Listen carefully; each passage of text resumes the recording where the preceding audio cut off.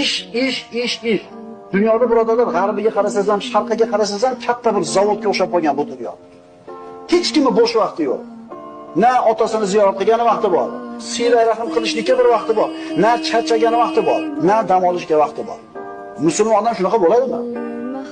Endi qo'y boqimni insonni fikr qilishlikka imkoniyati bo'ladi. Nimaga keldi dunyoga? Kim u?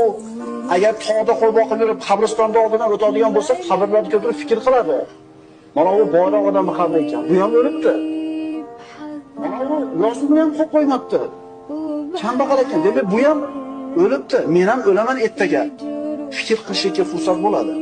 Ana shu bir xotirjamlik, fikr qilishga fursat yo'qligi insonlarning qalbini qatirib tashlayapti. Bunday insonda tinimsiz ish bo'ladi, g'aflat bo'ladi, o'lim kelgunicha dunyo matosiga bo'lgan hirs bo'ladi. Ishlash yaxshi birodarlar, ishlash kerak, ammo uni haddi chegarasi bo'lishi kerak.